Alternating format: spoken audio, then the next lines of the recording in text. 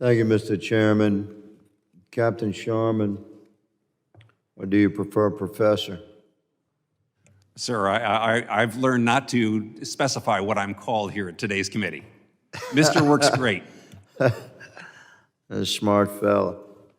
So I'm going to refer to you as Captain. Captain, for the benefit of Americans watching today, would you just summarize briefly what exactly is gray zone coercion by China, specifically in the Indo-Pacific region? Gray zone actions, there are many definitions of gray zone actions. Gray zone actions are actions below the threshold of war. It's a tactic that is used to achieve a strategic objective. In this case, the PRC is attempting to advance its strategic goals, so they use this tactic to execute operations that are not going to perhaps prompt a response by other countries in the region, United States, et cetera. So they keep those gray zone operations just ambiguous enough that there is plausible deniability.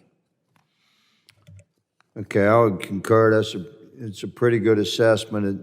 Essentially, again, for Americans paying attention here, we certainly recognize, as a people, we recognize that the Communist Chinese leadership poses a potential threat to world peace, and particularly their threat to seize, essentially control and possession of Taiwan is an important ally for the United States and the free world. This is what regular Americans discuss when we talk about, what is the potential for war with China. So the gray zone coercion and their tactics to advance their own causes in that region while staying below the threshold of what would internationally be recognized as an act of war. They're still being very aggressive. They're using war cannons, or water cannons rather, and quite aggressive maneuvers with their ships.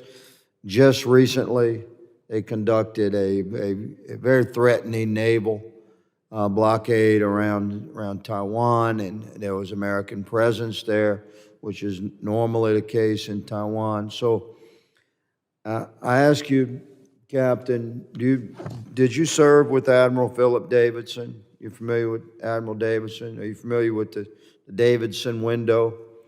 Yes, sir. His anticipated potential manifestation of conflict, he called it, within 6 years. That was 2021. So we've reached the edge of that Davidson window here. How likely are we to face significant conflict with China, specifically regarding Taiwan, in the coming year or two?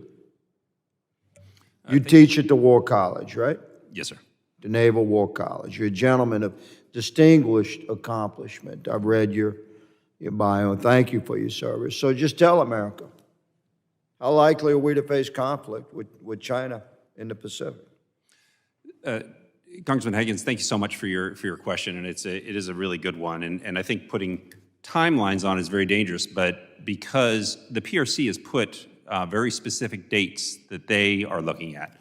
2027 is a modernization goal to have capabilities that they need for Taiwan. 2035 is a modernization goal where they want to be fully modernized.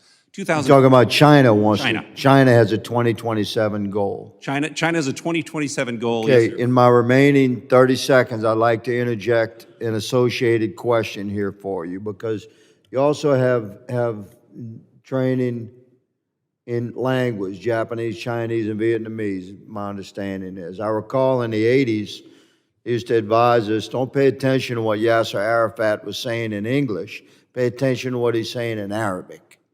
And so I'm asking you, what is the president of China saying in Chinese about Taiwan? He is directing his military to absolutely prepare him options for Taiwan. He is on a determined. We call this the decade of maximum danger, is what we call it in my office.